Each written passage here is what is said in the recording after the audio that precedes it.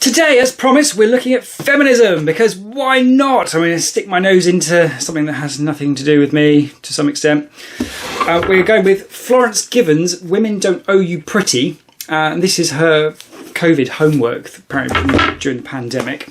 And what brought me to this one was the title, which I thought was really interesting and seemed simultaneous to be very right and very wrong.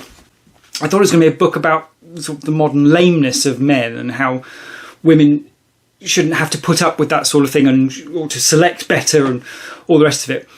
But that where a man does get it right, it's not the worst thing in the world perhaps for her to maybe look a bit pretty for him. That could be a mutually agreeable sort of situation. The trouble is, this is not what this book is about at all.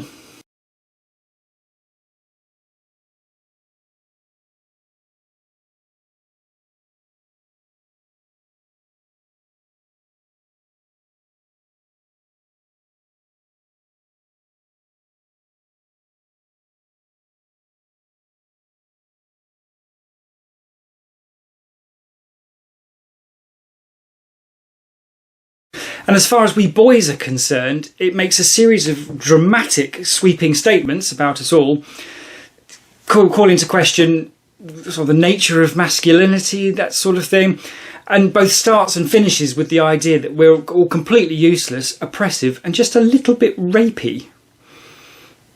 The book is so overloaded with unsophisticated pubescent volatility that I found myself actually Googling her to figure out how old is this lady. As it happens, she does actually say later on. But it turns out that she's writing this at about 20 years old. 20 years old, that age before you know anything at all, really. I realise that I am basically the epitome of everything she despises in this book by being sort of virtue of a white, middle-class, able-bodied, vaguely intelligent man. So I acknowledge that this is not a book written to me, but it is clearly a book written about me, so I think that makes it vaguely fair I get to have a read and be somewhat horrified by what's in it. In fairness to Florence, this is a child, 20, who's got a book deal and got published, which is an amazing feat. I mean, when I was 20, I wasn't doing anything at all particularly. So I'm not knocking that in any sense, but the trouble is that is an early time to be expressing influential views. And you do wonder if actually, as she grows up, potentially she's going to get slightly regretful for the tone of this. This brings me on to the biggest problem for the book, however, is that now I know this exists, I can't not tackle it with regard to my daughter, who at some point is probably going to come across this. I think Florence Given is the second coming and just get all excited, and then I'm suddenly the oppressive patriarch who just bothered to pay for everything and neglected to mention that she could have been a boy if she wanted to be. But yeah, there's that is out in the world now, and if you're father to a young daughter, then you're going to have to deal with this. I do kind of think that's the bottom line to the problem with this book, is that someone that age having that much influence just can't be a good thing. I used to love writing when I was a kid. I've written 4 books. They're absolutely awful. I have them in a folder on my computer. And the folder title is never, ever, ever open, because it's just, I can't even read them. They're so cringe. But that's because I'm looking back as a 45-year-old man to what a 15-year-old, or maybe a little older, was writing. And I'm so grateful that's not out in the world and no one else knows what it says. But Florence doesn't have that luxury. And unfortunately, she's talking about some stuff that could be quite harmful, I think. So, yeah, you kind of wonder what the publishing company would do. Well, it was obviously about money, wasn't it, for them? I'm not saying that's the case for Florence. She does seem very genuine in that this is a cause she wants to fight. I just wonder if it's slightly misguided. Potentially also, I have to acknowledge that I live in a very nice, quiet little self-manufactured bubble over here. So I don't have... Well, it sounds like the people that Florence is surrounded by are awful, and I live in quite a quiet little world where I'm not surrounded by very many people at all, which suits me down to the ground. But it does mean I realise that I'm slightly offset from what might be real life for other people. I debated long and hard what to include in this, because basically every other line was slightly jaw-dropping in terms of, I can't believe she just said that. In terms of grand sweeping statements, don't get me wrong, I realise there are terrible men around. Most of the book I'm just going to skip over, though, because it's just... I mean, I couldn't include it all here, you just have to read the book. But as an example of some of the stupid stuff in it, there's this talking about... one of the quotes, if one of the worst things you could say of a man is that he's acting like a girl, what does that say men think of girls? Well, obviously it says that girls are different to boys and we're boys, so we don't want to be seen as girls. That's nothing derogatory to women at all. It's like, you know, I love dumplings, but I don't want to be told I look like a dumpling. So that's not derogatory of dumplings at all. And it's that sort of silly quote that utterly misses the point. And there is a lot of that, unfortunately. Anyway, we'll go through a few of the more engaging points she raises. I did try to do this in somewhat balanced fashion, but there is not enough positive to balance out the negative. So I don't mean for this to be a big old bashing thing at Florence at all. If anything, you just sort of... You'd like to sit down and have a chat and just say, look, seriously, what is going on in your world that you're surrounded by this? It's maybe just go somewhere else. You know, that could be a thing. And by the way, perhaps if you could stop putting this stuff out into the world, giving young women the idea that some of this stuff is the right way to do things. Anyway, the first one she talks about is there's a claim that women are taught to be self-deprecating on compliments about their looks. Yeah, I think that's probably true to some extent, but I think that's probably true of everybody, and not necessarily on looks, but you know, when you're complimented, modesty and good manners generally suggest that you don't go, oh yeah, thanks very much, yeah, I know, actually. So it's a bit of a nothingy point.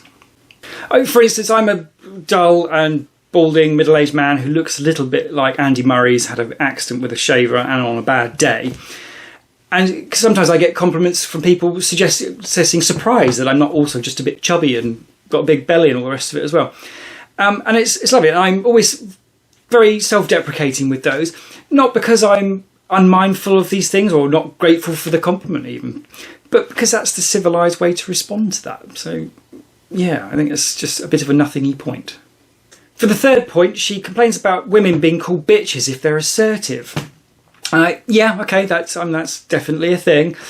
The trouble is when men do it, we're called arseholes. So I think bitch and arsehole are kind of like male-female equivalents, aren't they? Basically, and that's not unreasonable. I think so. It's usually about how people assert themselves, and it's very difficult to assert yourself well, isn't it? So I think possibly what happens is someone doesn't assert themselves very well, and they are labelled accordingly based on their gender. So, like Donald Trump, clearly an arsehole, reasonably good at asserting himself, so at least has no trouble asserting himself. Doesn't particularly do it in a great fashion. But, you know, and if he was a woman, we'd all be calling him a bitch. Not to be calling names, but as pretty much a statement of fact in the colloquial sense of the word. I think it's generally true that people largely don't like people asserting themselves unless it's done very, very well. And if you're male or female and you're doing that, you're going to get a label probably. For our fourth one, she claims that men like it when women shrink themselves down because it affirms their masculinity and men feel threatened if women are confident. And the only thing I can say to that is, like, who are you hanging out with? It's like, she seems to have found this world populated with feeble men. I get there is a problem with masculinity at the minute, and I find that quite interesting, because I think the world is not set up to help support that sort of thing, and people aren't realising that you need to say no to some stuff to really stay on an even keel, as it were. But it's even to the point where the definition of masculinity is out the window. I mean, in the context of that sentence, it doesn't make sense. That is not masculinity, is it? I mean, masculinity at its fundamental core is about protecting and providing. It's not about asserting and dominating or anything like that. That's just not what it is. So it sort of alludes to Florence having a misunderstanding of what masculinity is, and there's always talk of toxic masculinity. I don't particularly understand that, because masculinity by definition is not toxic if it's done properly. So I think people have just taken up an idea of what masculinity is, completely mischaracterised it and shoved it into something else, and they're like, well, that doesn't fit, but now you're talking about the wrong thing. So yeah, bunch of rubbish. And I do feel for Florence that she is clearly surrounded by some problematic crowds, and you'd have to suggest maybe change that and go somewhere else. Fifth point, she talks a lot about what people deserve. I don't really like that, because deserve and entitle are kind of, they're not far apart. I mean, deserve, obviously, the Latin roots ends up broadly meaning along the lines of earned from service. So, I mean, it's clearly earned. It's not just born, turn up, I'm entitled to this. To be fair to Florence, she does call out entitlement, saying that this is a bad thing, but then she talks about deserving, which is, I mean, they're not far apart. And if you haven't actually done something to earn something, then you haven't deserved it. So, yeah. I mean, as a basic example, I have a contract with my employer such that I went to work all week and did my hours, did my job, came home. So I expect to get paid some money for it. I feel I'm entitled to that legally, and I deserve it because I put the service in. But beyond that very narrow context, I don't think we deserve a great deal of anything particularly. I mean, it's you get it from service, not from just turning up and being. And yeah, I don't know. I think people fail to be mindful. A lot of people fail to be mindful that we are some of the most fortunate people who've ever lived in the whole of history. And if we were born anywhere else in the world or any other time in history, chances are our lives would be a lot harder than they are now. So in terms of what we've all got, it's more than nearly everybody else. You know, it's kind of, and then there's talk of deserving more. I mean, don't get me wrong, some of this stuff in this book is, you know, deserving not to be in fear of being beaten up by men. Obviously, yeah, there is a problem, and that's, yeah, I mean, that's a difficult one. But that's not a problem with men, that's a problem with some men. You know, that's not a men problem, that's an individual's problem. For point number 6, there are some impressive points where she talks about taking responsibility and, you know, being independent, and I think that's great, and that sort of alludes to what this book could have been. It's like the big sister putting the arm around the shoulders of the teenager and trying to help them on, this is a way to life. But the trouble is, she's talking about this and then almost immediately goes into talking, well, basically promoting casual sex. And, yeah, I mean, there's some problems with that. She seems to put it to young women as some sort of right and reflection of your autonomy. If you're not suggesting that if you're not doing this, then you're not embracing your autonomy. But casual sex is part of embracing your autonomy and the right to do stuff. And it's ridiculous. I mean, you cannot make a reasonable case that casual sex is a positive thing.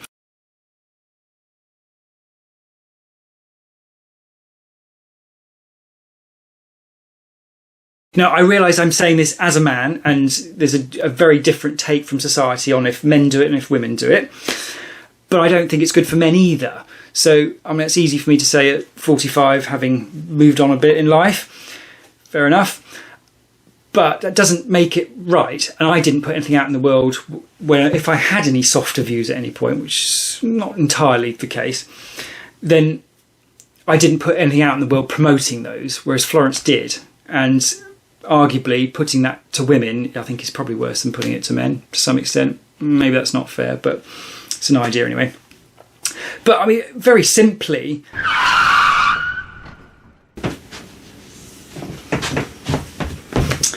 hello internet, future Rob here. I've come in at this point because in the original video, past Rob tried to make the point that casual sex is not suitable to be casual, so it's kind of like an oxymoron.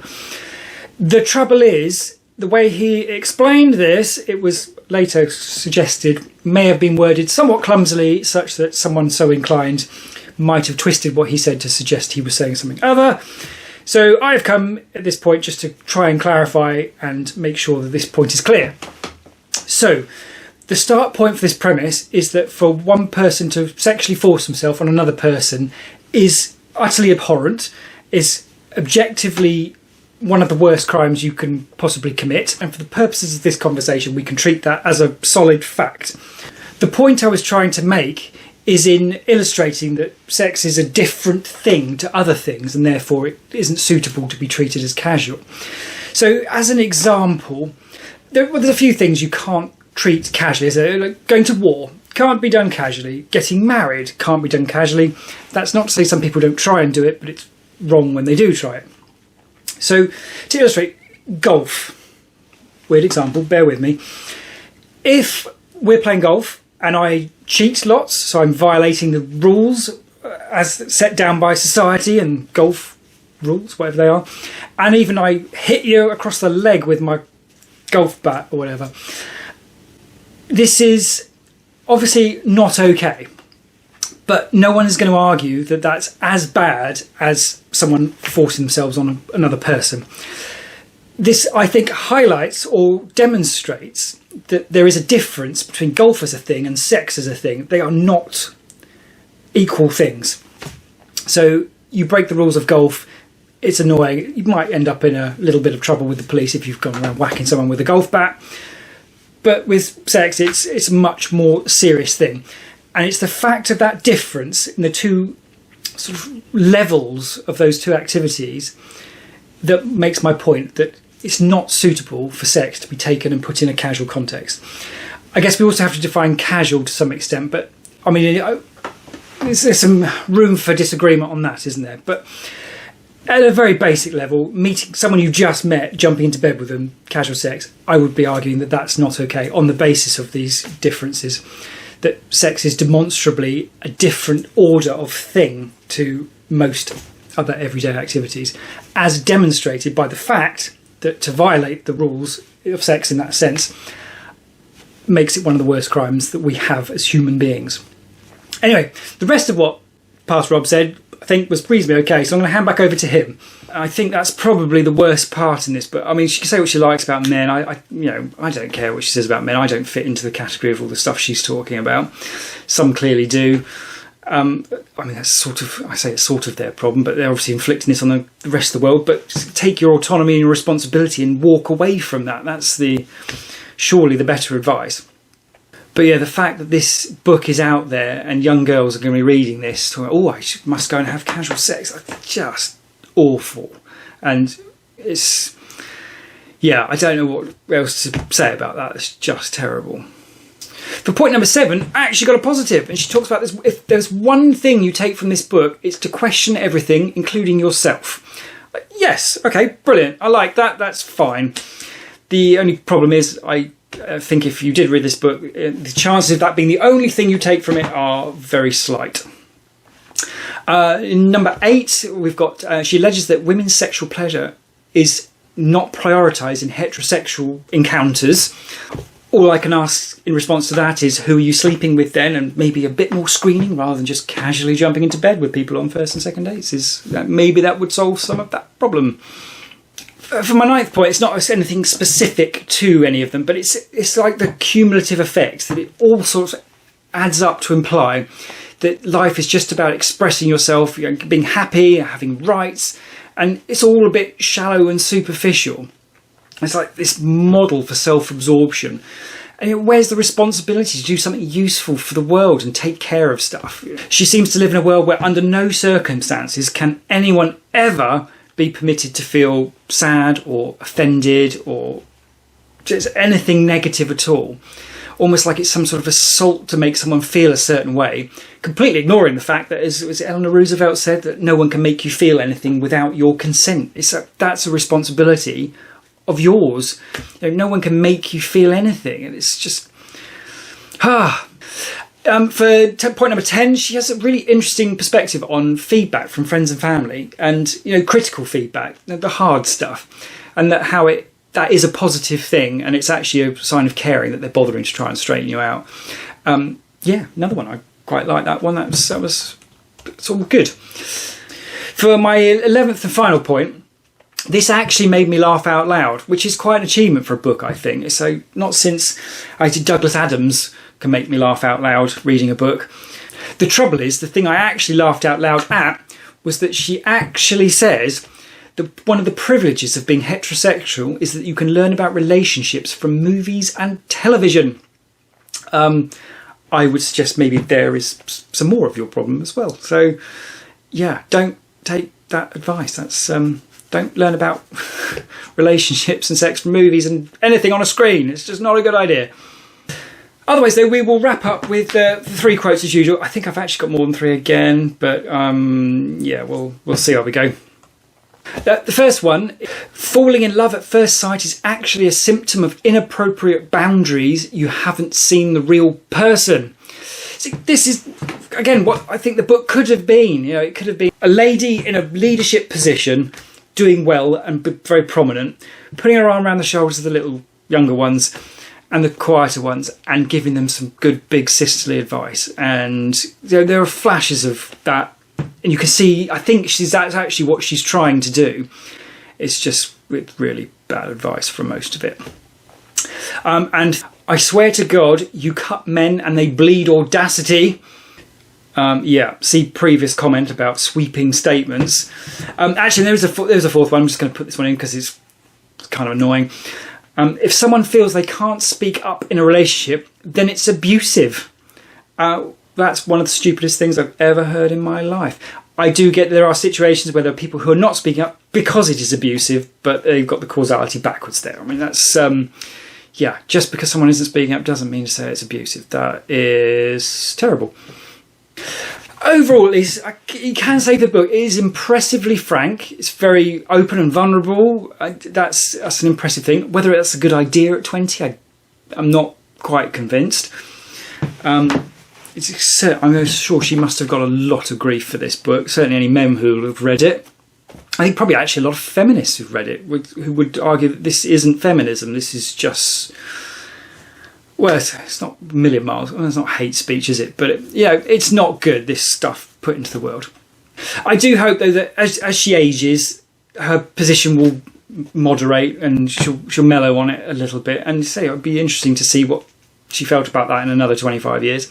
But at that point, anyway, I shall be ready to receive my apology for being lumped in with all those boys who are somehow all in the place wherever Florence is. I guess that must be London, but I don't know. Yeah, but maybe just leave. Go live somewhere else and find some blokes who you're screening properly, and you're not just jumping into bed with people who they look nice or they sound nice. Maybe actually get to know them a little bit, and see if they're decent people. Seems pretty simple, but yeah, maybe don't read this book. I think it's going to be my least favourite one on this shelf anyway. So, yeah.